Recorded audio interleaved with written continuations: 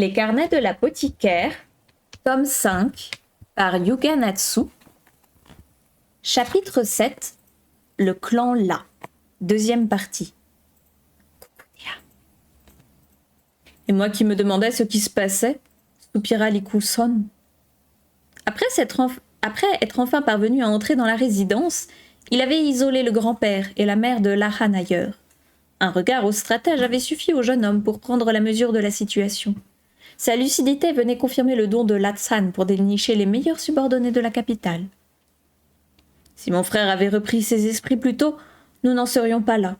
Toutes mes excuses, se lamenta le fermier à la peau hâlée que la lassitude commençait à gagner. Décidément, plus Mao Mao le côtoyait, et plus elle lui trouvait une ressemblance avec Luomen, moins dans son apparence que dans l'énergie qu'il dégageait. La salle qui servait de cellule n'était pas des plus confortables. Lahan, son père, Mao Mao, l'excentrique stratège Liku-son et les quelques hommes qui l'accompagnaient avaient changé de pièce. L'apothicaire avait un peu de peine pour ces derniers qui avaient fait tout ce chemin pour rien. Officiellement, Liku-son avait requis l'aide d'une escorte pour amener son maître chez lui. En réalité, il s'agissait d'une manœuvre d'intimidation. Même si Mao Mao aurait préféré se trouver loin de l'homme au monocle, elle ne pouvait se permettre de jouer les égoïstes. Il était déjà à ses côtés, à lui rebattre les oreilles avec des futilités, avant qu'elle ait eu le temps de réagir. Étant donné son état, elle savait qu'il lui fallait prendre son mal en patience, mais y parvenir était au-dessus de ses forces. « Mao Mao, allons te commander une robe sur mesure à l'occasion. On choisira plein de beaux tissus et on te fera fabriquer une jolie épingle à cheveux. » Elle fit la sourde oreille. « Et ensuite, on se fera beau pour aller voir un spectacle. Ce sera fantastique. » Elle se retint là encore de répondre. « Tu aimes les livres, je crois. Tu n'aurais pas envie d'en faire un, au lieu de seulement les lire ?» Elle avait beau l'ignorer, il ne cessait de jacasser. Intriguée par l'idée d'imaginer son propre livre, elle manqua réagir, mais tint bon néanmoins. « Grand frère, on essaye de discuter, là. Est-ce que tu peux t'asseoir et te tenir tranquille ?» Le fermier robuste admonesta Latsan sans grande conviction. De leur côté, ni Lahan, son fils adoptif, ni Liku-son, son subordonné, ne pouvaient le condamner trop ouvertement. Les regards convergèrent donc vers Mao Mao. Elle eut beau faire la moue, elle se savait être le dernier recours. Elle se tourna vers son père biologique, se pinça le nez, avant de grimacer de manière exagérée. « Vous puez le chien mouillé !» Comme ça. L'excentrique renifla ses vêtements, puis se tourna vers son frère. « Où sont les bains ? Prends à gauche en sortant et tu tomberas dessus. Je vais préparer l'eau chaude. »« Tout de suite, s'il te plaît !» implora Latsan en quittant la pièce. « Et n'oubliez pas de vous laver les dents !» insista Mao Mao. Si la chance était de leur côté, avec le temps qu'il allait devoir passer à se débarbouiller, il les laisserait tranquilles une petite heure. Ça ne pardonne pas, les filles. Mais bon, elle a réussi à le faire bouger, ce que je n'ai pas su faire, commenta un peu tristement le fermier. Ce spectacle me déchire le cœur, enchérit Liku-son en sirotant son thé. En tout cas, je n'aurais pas cru que tu arriverais si vite, lui répondit Lahan. Il se doutait bien que son collègue fonctionnaire, qui séjournait dans une auberge près du port, s'inquiéterait de ne pas les voir revenir. Au moindre délai, il les rejoindrait à la résidence. À peine une journée avait passé, cependant. Il avait agi rapidement.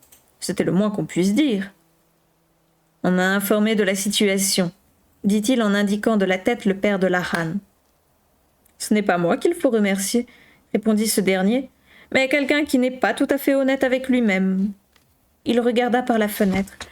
À l'extérieur, son fils aîné, le frère de Lahan, transportait une vigne verte sans grand enthousiasme.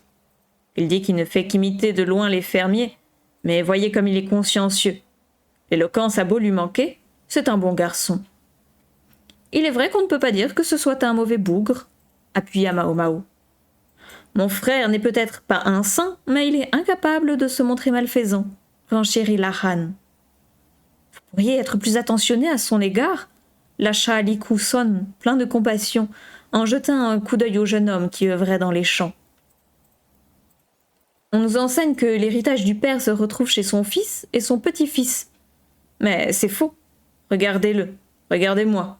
Nous ne sommes pas du tout taillés pour les intrigues politiques. » Avec sa corpulence robuste et sa capacité à supporter le soleil, il aurait certainement fait un soldat redoutable. Mais il fallait aussi prendre en compte le caractère. La fourche lui seyait mieux que l'épée ou la lance. Il était paysan jusqu'au bout des ongles. D'ailleurs, pourquoi avoir ramené le sujet du chef de famille sur la table seulement maintenant? Les preuves de corruption n'ont pas disparu hier, que je sache, sans qu'Ilahan, songeur. Mao s'interrogea sur la pertinence d'aborder aussi directement la question en présence de Li Kusan, mais personne ne releva. En fait, Latsan a demandé à ton grand-père de venir le voir car il voulait lui parler de son épouse, expliqua le fermier. En temps normal, notre père aurait tout simplement ignoré sa demande. Il ne se serait même pas donné la peine de se rendre à la capitale, sauf que... Il sortit un morceau de corde entortillé de ses vêtements. Ses doigts maculés de terre l'avaient noircie, mais elle était à l'origine blanche. Sa facture rappelait beaucoup le bracelet qui ornait le poignet de sa femme. « Ça commence à bien faire !» lâcha Mao en détournant la tête. « Je n'ai encore rien dit !» rétorqua le père de Lahan, surpris. « Laissez-moi deviner. Votre femme s'est prise de passion pour une diseuse de bonne aventure. »« C'est exact. Et ensuite elle s'est enquise de l'état de santé de l'autre excentrique. Je ne suis pas au fait des détails, mais on a appris par l'intermédiaire de la voyante que Latsan vivait seul chez lui. Il est vrai que Lahan et les Kusan étaient partis à la capitale de l'Ouest. L'absence du stratège à la cour aurait pu continuer à passer inaperçue, puisque les deux personnes susceptibles de le remarquer avaient quitté la ville. Exaspéré, Mao alla inspecter le contenu d'une assiette que venaient d'apporter les domestiques pour accompagner le thé. Elle jugea la nourriture comestible. L'aliment principal rappelait une sorte de radis blanc, séché, sur lequel auraient été saupoudrées quelques poudres blanches. C'était sucré, mais aussi pâteux sous la dent. Les fibres se sentaient, sans pour autant que ce soit désagréable. Encore de la patate douce? Les fois où elle en avait mangé, elles avaient été cuites à la vapeur, puis utilisées comme farce. L'aliment sous sa langue semblait plutôt avoir été séché. « C'est bon? On dirait de la patate douce. »« Ah !» s'exclama Lahan, qui s'avança brusquement, comme s'il se souvenait souvent des raisons de sa présence. « Père, je voudrais te parler de quelque chose. Tu m'as bien dit avoir trouvé un tubercule captivant. Coucou Ridou. J'espère que tu vas bien. »« Absolument. C'est bien de ça qu'il s'agit, » répondit le fermier en se servant dans l'assiette. « C'est la piste dont tu me parlais ?» demanda Mao à Lahan. « Oui, la patate douce, cuite puis séchée, est encore plus sucrée que les châtaignes ou le potiron, sans qu'on ait besoin d'y ajouter quoi que ce soit, » déclara son cousin. D'un geste, il désigna la campagne alentour, visiblement convaincu que la solution se trouvait juste sous leur nez. En tout cas, l'herboriste apprenait enfin ce qu'on cultivait dans les champs autour de la propriété. « Quelle quantité faites-vous pousser ici ?» finit par demander le fils adoptif du stratège. On essaye d'augmenter petit à petit la production, histoire de ne gâcher aucune parcelle de terrain. Et vous ne manquez pas de bras. Les fermiers des environs nous aident, parce qu'en effet, on a des patates douces à ne plus savoir qu'en faire. À ce que Mao comprit, leur labeur était rétribué en tubercules qu'ils pouvaient emporter à volonté. Ah, et j'ai fait comme tu m'avais dit, je ne les ai pas mises en vente sur le marché en tant que telles. Les ventes se portent bien, mais on ne propose que la version transformée. Parfait. Perplexe, Mao suivait l'échange entre le père et le fils. Tentait-il d'imposer une sorte de monopole sur cet aliment? L'herboriste culpabilisait à moitié de n'en avoir jamais vu sous leur forme non préparée. Elle aurait bien utilisé des patates douces brutes pour se lancer dans leur culture. Mais c'est dommage, non? On en a de telles quantités dans nos entrepôts. On en a en telle quantité que nos entrepôts sont déjà pleins. Les cochons aiment bien, cela dit. Je crois que leur viande est meilleure depuis qu'on leur en donne. S'ils en avaient trop, pourquoi continuer d'en faire pousser? L'an dernier, j'en avais semé sur un tan et on en a récolté 200 cannes. 200 cannes? S'écria Mao stupéfaite. Ça représente environ 4 fois le rendement du riz. Je savais que mon père avait bien travaillé sur les plants, mais c'est tout de même impressionnant, s'enthousiasma Lahan. Mao, gagnée elle aussi par l'excitation, se tourna vers son oncle biologique. Est-ce une espèce qui ne pousse qu'ici? Non. Il y a longtemps, je suis tombée sur une hippomée qui a attiré mon attention. On m'a dit que c'était une variété du Sud, que j'ai d'ailleurs achetée au prix fort. J'ai fini par remarquer que la fleur était particulière, du genre de celle qui ne pousse pas à partir d'une graine, mais se développe en rhizome. Après ça, j'ai eu toutes les peines du monde à faire fleurir la plante, mais je me suis obstinée, expliqua le père de Lahan, le regard rivé sur les champs. Quand on s'est installé ici, on s'est vite aperçu qu'on avait beaucoup trop de terrain pour nous. Et d'ailleurs, même si je savais que les fleurs bougeonnaient parfois sous certaines conditions bien particulières, je ne m'attendais certainement pas à obtenir un produit aussi différent. Il prit entre ses doigts un morceau séché. Fasciné par le rhizome, il s'était amusé à l'utiliser de plusieurs manières. Ses recherches lui avaient permis d'apprendre qu'il s'agissait d'un tubercule nommé patate douce, connu pour être plus sucré que les châtaignes et cultivable sur les terres les moins fertiles. Il était bien possible qu'il soit le seul du pays à en faire pousser. Il n'avait d'ailleurs encore exporté aucun plant hors du village, à la demande expresse de Lahan. Mao Mao arrivait enfin à se figurer pourquoi ce féru de chiffres avait fait tout ce chemin pour voir son père biologique. Elle se souvint des propos qu'avait tenus l'émissaire de Chao, dans la capitale de l'Ouest, un propos d'un choix opéré entre exportation ou asile politique. Lahan voulait, à ce qu'il semblait, faire d'une pierre deux coups. Il était convaincu que les tubercules serviraient à lutter contre l'invasion de criquets pèlerins annoncée. Néanmoins, quelle que soit la surface cultivée, il n'était pas raisonnable de penser qu'un tel aliment soit suffisant pour nourrir le pays entier. Même en incluant les plants encore en croissance dans l'équation, le compte n'y était pas. Le père de Lahan avait malgré tout une solution. On peut aussi bien utiliser les pédoncules que les rhizomes en base. Il est encore temps de les planter, d'ailleurs. Les graines, les tubercules en eux-mêmes, et désormais les pédoncules coupés, 3 options s'offraient à eux pour faire pousser les patates douces. Il était bien trop tôt pour crier victoire, mais il devenait possible de décupler les rendements, ce qui était significatif. Même si la quantité restait trop juste, il fallait garder en tête que les insectes ne s'attaquaient pas à ce genre de plantes, lui préférant le riz. Ce détail était crucial. « Je voudrais te demander un service », lança Lahan à son père avant de commencer à décrire le plan de Mao Mao dans les grandes lignes. Il ne manquait pas d'air. Il voulait acheter les patates douces, obtenir les plants, les pousses, ainsi que les informations sur la meilleure façon de cultiver le tubercule. Il profitait du lien filial pour exiger de son géniteur tout ce qu'il désirait. Pour couronner le tout, l'intéressé lui répondait sans réfléchir, tout sourire. « Bien sûr, bien sûr. » Il s'assit sur sa chaise, prépara de l'encre et entreprit de coucher des instructions sur le papier. Mao Mao, les sourcils froncés, s'avança vers le fermier. « Êtes-vous vraiment sûr de vous ? Si vous n'établissez pas des conditions au préalable, vous risquez de vous faire avoir. »« Tiens donc ta langue, petite sœur, lâcha Lahan. »« Ne t'en fais pas trop, lui répondit son oncle. On a beaucoup trop de patates douces. Tant qu'il nous en reste assez pour les fermiers, tout va bien. Et puis, si on peut payer moins de taxes, au passage. » La ride sur le front de Mao Mao se creusa un peu plus. Elle risqua un coup d'œil vers le fils adoptif du stratège, dont le regard brillait derrière ses lunettes. Son boulier mental avait commencé à s'activer. L'apothicaire arracha le pinceau des mains de son oncle. « Mais qu'est-ce que tu fais ?» Sans se démonter, elle s'installa à la table, puis se mit à rédiger avec fluidité les clauses d'un contrat. D'abord, il faut déterminer le prix des patates douces, ainsi que celui des plants. Par ailleurs, il ne faut pas oublier de chiffrer l'enseignement des techniques. « Je comptais bien le payer, tu sais, » objecta Lahan. Elle s'en doutait, mais se résoudre à laisser la situation en l'état était au-dessus de ses forces.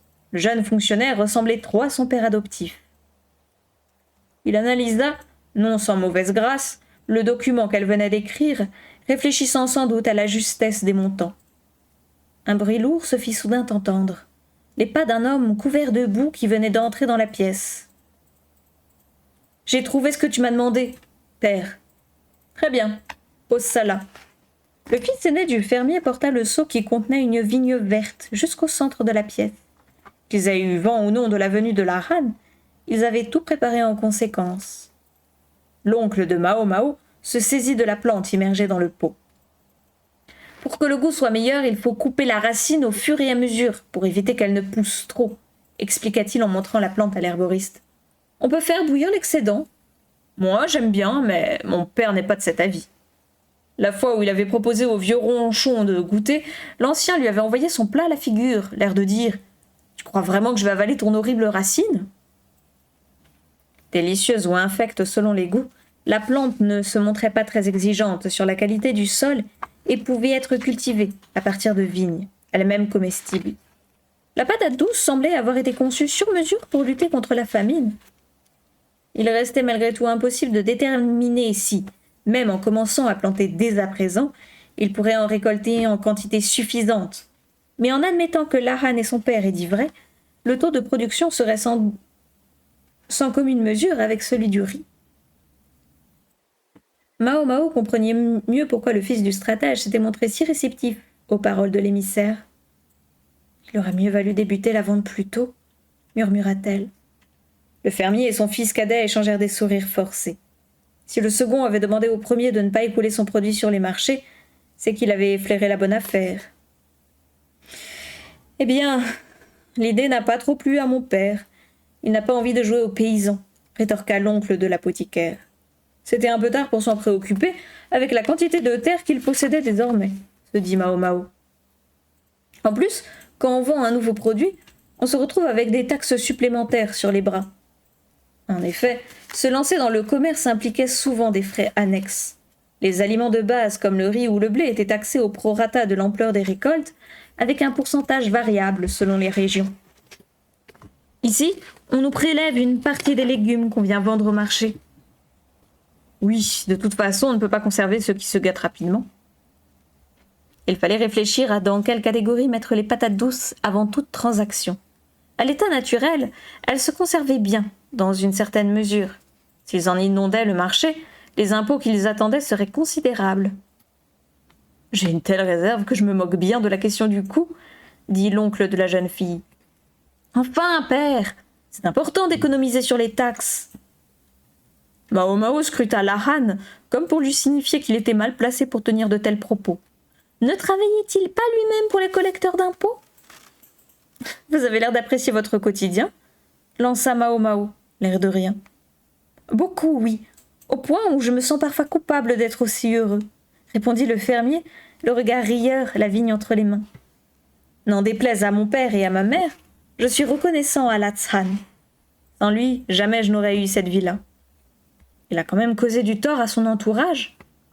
Le stratège excentrique avait évincé son propre père, le chef de famille, ainsi que son demi-frère, l'héritier légitime, de la capitale, afin de s'emparer de la place convoitée. Ensuite, il avait adopté son neveu. En fin de compte, le père de Lahan vivait comme une aubaine son départ de la capitale. « Je me plais ici. Plus on cultive, plus on récolte. Là-bas, je n'avais que les plantes en pot pour m'occuper, » dit-il avec un grand sourire qui le rajeunissait. « Si nos produits peuvent venir en aide à ceux qui meurent de faim, servez-vous, je vous en prie, que le pays tout entier fasse pousser des patates. » Grand-père risque de s'y opposer.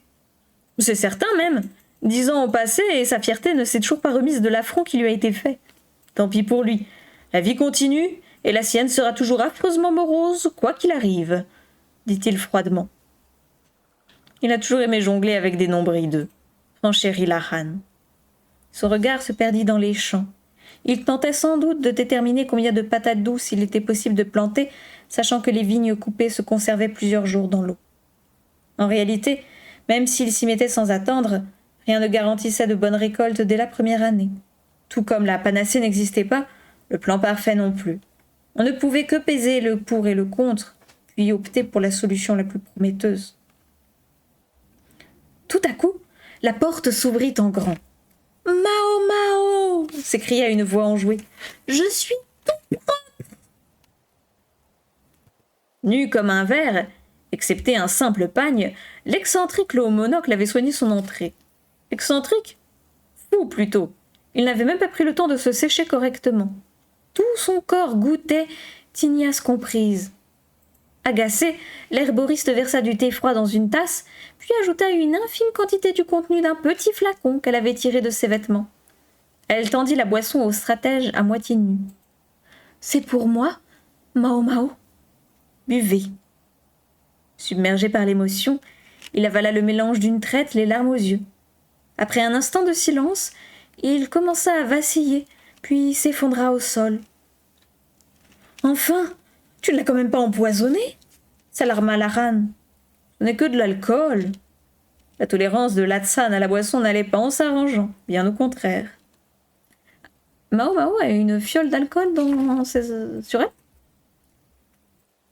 Ok.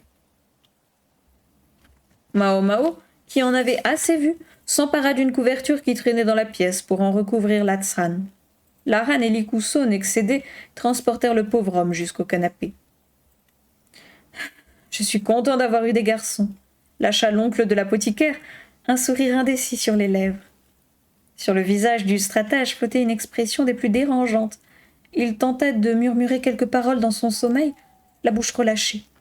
« Père, qu'est-ce qu'il essaye de dire, à votre avis ?» demanda Likuson, tendant l'oreille. « Faire un de Go. On dirait qu'il veut créer un livre de Go, précisa le fonctionnaire, confus. Mao Mao regarda soudain sur la table. Laran avait inscrit le résumé de la partie qu'ils avaient jouée plus tôt. Avec le nombre de manches que l'excentrique et la courtisane avaient enchaînées, il devait exister assez de mémentos pour compiler tout un ouvrage. Le stratège dormait d'un sommeil satisfait. L'herboriste l'aurait imaginé bien plus atteint par la situation, mais il continuait sa route, loin des fantômes que devenaient parfois ceux affligés par le deuil. En général, un homme achète une courtisane pour en faire sa maîtresse. Il n'a pas besoin de l'autorisation de ses parents.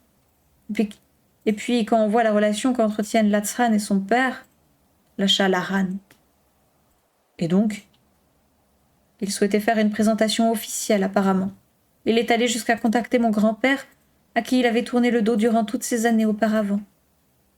En d'autres termes, Latsan voulait que la courtisane devienne son épouse officielle. Mon frère a toujours été un grand romantique, lança le fermier. Oui, c'est bon, on a compris. Mao Mao s'assit sur une chaise, comme pour signifier qu'elle ne voulait plus rien entendre de cette histoire. Par pure curiosité, elle prit un morceau de vigne dans le seau et croqua dedans. Nature, ce n'est pas bon, jugea-t-elle, l'humeur méchante, avant de remettre la plante là où elle l'avait trouvée.